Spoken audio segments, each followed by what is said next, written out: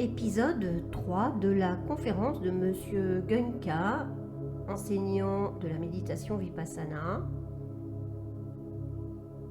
qui a eu lieu en Suisse à Berne. Nous en étions restés au fait qu'il est très difficile d'observer une négativité, une émotion abstraite, toutes ces pensées abstraites qui peuvent venir assaillir notre mental, et de les séparer de l'objet extérieur qui est à l'origine de son apparition. Comment faire pour se poser et observer?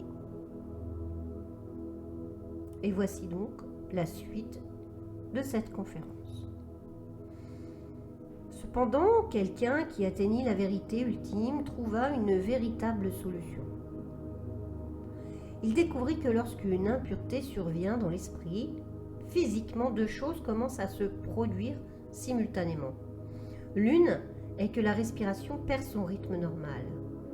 Nous commençons à respirer plus fortement lorsqu'une négativité apparaît à l'esprit. Cela est facile à observer. À un niveau plus subtil, une réaction biochimique commence dans le corps, entraînant des sensations. Chaque impureté va générer une sensation ou une autre dans le corps.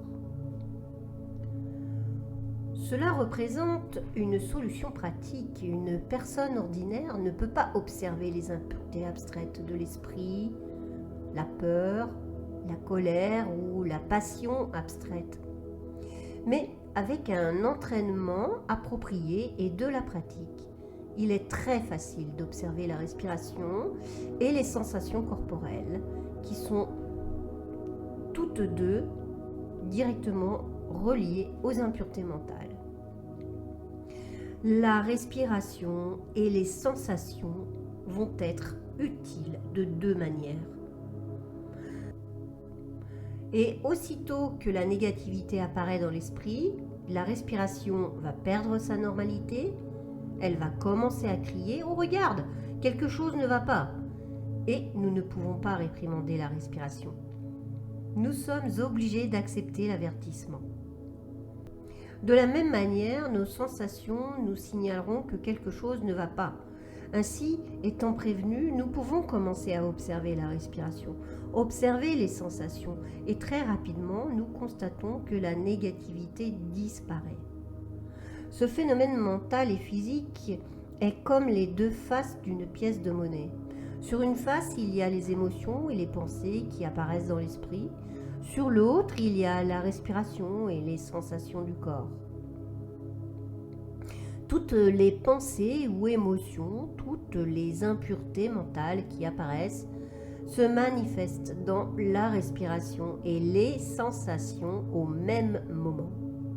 Ainsi, en observant la respiration et les sensations, nous observons en réalité les impuretés mentales. Au lieu de fuir le problème, nous affrontons la réalité telle qu'elle est. En conséquence, nous constatons que ces impuretés perdent de leur force. Elles ne nous submergent plus comme elles le faisaient par le passé. Si nous persistons, elles iront jusqu'à disparaître et nous commencerons à vivre une vie paisible et harmonieuse, une vie de plus en plus libre de cette négativité. De cette manière, la technique d'observation de soi nous montre la réalité dans ses deux aspects, interne et externe. Avant, nous ne regardions qu'à l'extérieur, passant à côté de la vérité intérieure. Nous cherchions toujours à l'extérieur la cause de notre malheur. Nous accusions toujours la réalité extérieure et nous essayions de la changer. Étant ignorants de la réalité intérieure, nous ne comprenions jamais que la cause de la souffrance repose à l'intérieur, dans nos réactions aveugles aux sensations agréables ou désagréables. Maintenant, avec de l'entraînement, nous pouvons voir l'autre face de la pièce de monnaie. Nous pouvons être conscients de notre respiration et également de ce qui se passe à l'intérieur de nous-mêmes. Que ce soit la respiration ou les sensations, nous apprenons à juste l'observer sans perdre notre équilibre mental. Nous cessons de réagir et de multiplier nos malheurs. Au lieu de cela, nous laissons les impuretés se manifester et disparaître. Plus on pratique cette technique, plus rapidement les négativités vont se dissoudre. Progressivement, l'esprit devient libre d'impureté, devient pur.